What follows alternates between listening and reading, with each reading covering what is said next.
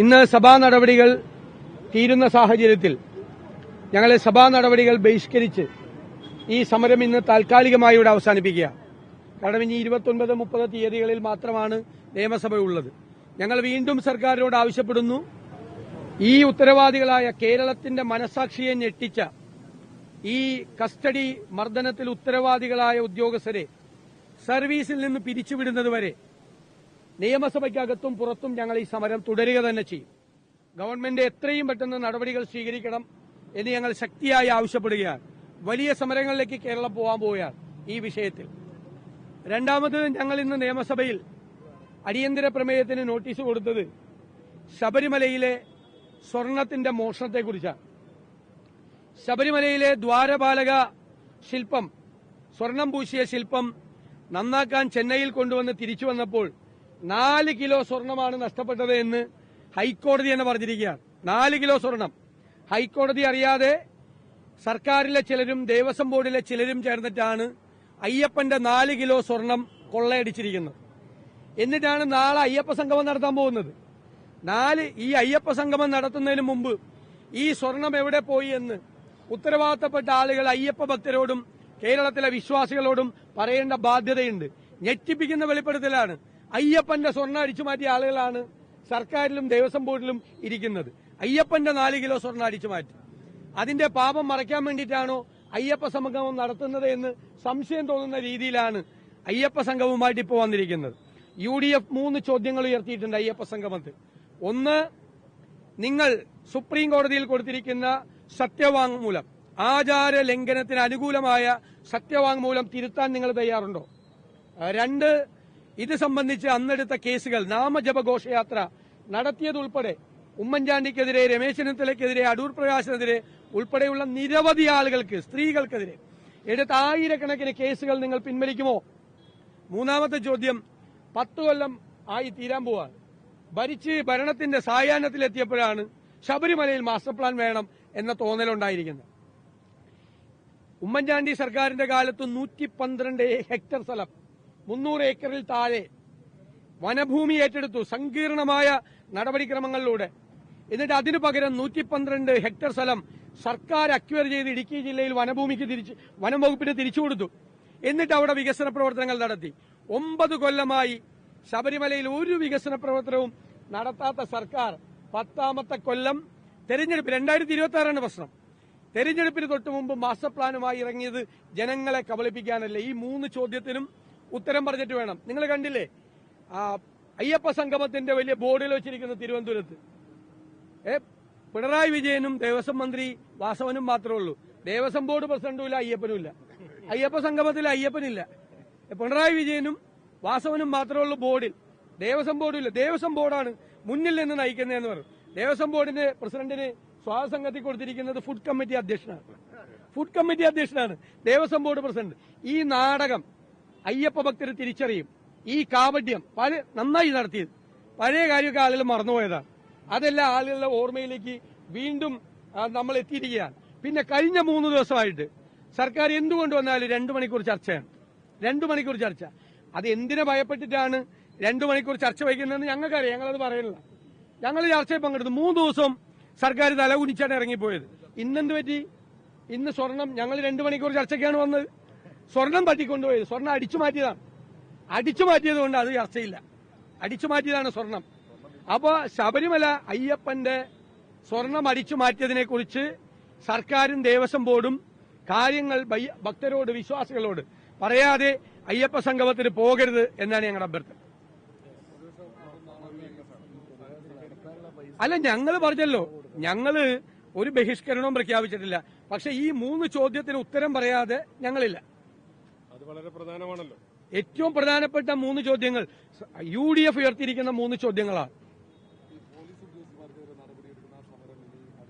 സമരം തുടരും. അത് ഞങ്ങൾ ആലോചിച്ചിട്ട് അടുത്ത സെഷനിലേക്ക് പോകും. ഞങ്ങൾ പറയുന്നത് അനിശ്ചിതകാലമാണ്. സാധാരണ സഭയിൽ കവാടത്തിൽ സമരം ഇരിക്കുമ്പോൾ സഭ തീരുന്ന അനുസരിച്ച് അത് നിർത്തുകയും, അത് അങ്ങനെയാണ് സമരം നേരത്തെ മുതൽ. ഉറപ്പായിട്ട് വ്യാപിച്ചല്ലോ. സമരം എല്ലായിടത്തും നടക്കുമല്ലേ. ഇന്നലെയും കുട്ടികൾ ജയിലിൽ പോയില്ലേ? ഇന്നലെയും തിരുവനന്തപുരത്ത് 12 പേർ, KSU പ്രസിഡന്റ് അടക്കം 12 പേര് റിമാൻഡിലാണ്. ഇന്നലെയും വ്യാപകമായി സംസ്ഥാനത്ത് സമരം നടക്കുകയാണ്. ആ സമരം UDF കൂടി ഏറ്റെടുക്കും.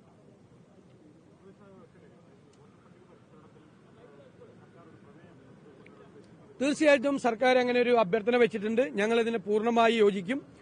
യോജിച്ച് പ്രമേയം കൊണ്ടുവരും.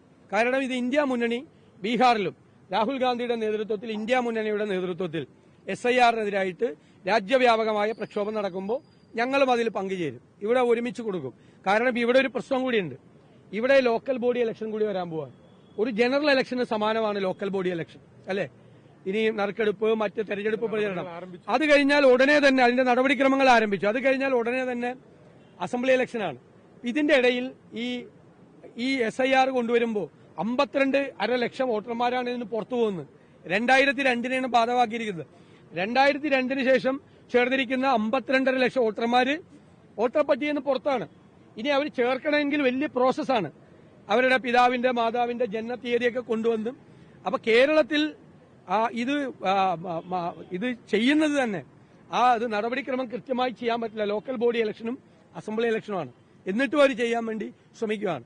ഇലക്ഷൻ കമ്മീഷൻ രാഹുൽ ഗാന്ധി പറഞ്ഞതുപോലെ ഗവൺമെന്റിന്റെ വാലാട്ടികളായി പ്രവർത്തിക്കുക.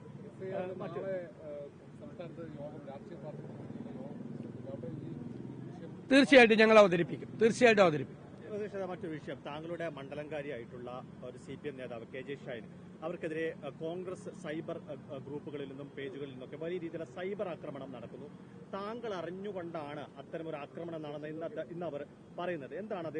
ഇതുപോലത്തെ ഏത് കേസ് ഉണ്ടായാലും എന്റെ നെഞ്ചത്തോട്ട് കയറുന്ന എന്തിനാ? ആരെവിടെ ഈ കേസ്, ഇങ്ങനത്തെ കേസ് ഉണ്ടായാലും പ്രതിപക്ഷ നേതാവിന്റെ എന്റെ വീട്ടിലേക്ക് മാർച്ച് ഞാൻ എന്ത് ചെയ്തിട്ടാണ്? ഇതെങ്ങനെയാണ് ആദ്യം പുറത്തു വന്നതെന്ന് CPM അന്വേഷിക്കട്ടെ. കോൺഗ്രസ് ഹാൻഡിലൊക്കെ ഉണ്ടാവും. കാരണം കോൺഗ്രസുകാർക്കെതിരായിട്ട് അവർ വ്യാപകമായ പ്രചരണം CPM ഹാൻഡിൽ നടത്തിയപ്പോൾ ഈ മാന്യതയൊന്നും ഉണ്ടായിരുന്നില്ലല്ലോ കഴിഞ്ഞ ഒരു മാസമായിട്ട്.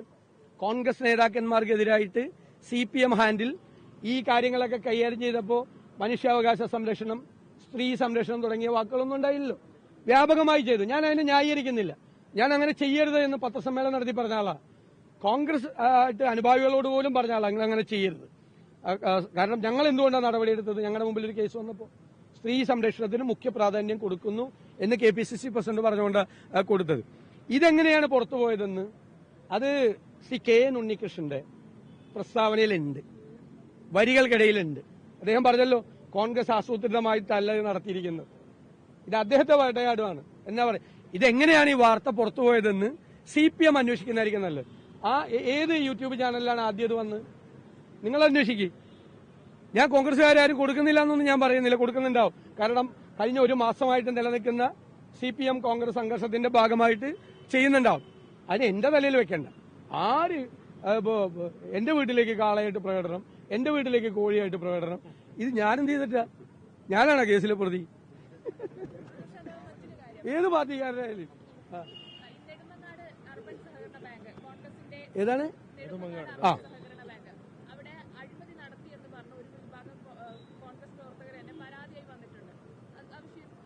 അല്ല, അതൊക്കെ സംഘടനാപരമായി ചെയ്യേണ്ട കാര്യങ്ങൾ. അത് എന്റെ കയ്യിൽ പരാതി ഉണ്ടെങ്കിൽ ഞാനത് KPCC പ്രസിഡന്റിനും DCCക്കും ഫോർവേഡ് ചെയ്യും. അല്ല, എന്തെങ്കിലും പരാതി വരുമ്പോൾ അത് ഫോർവേഡ് ചെയ്യും.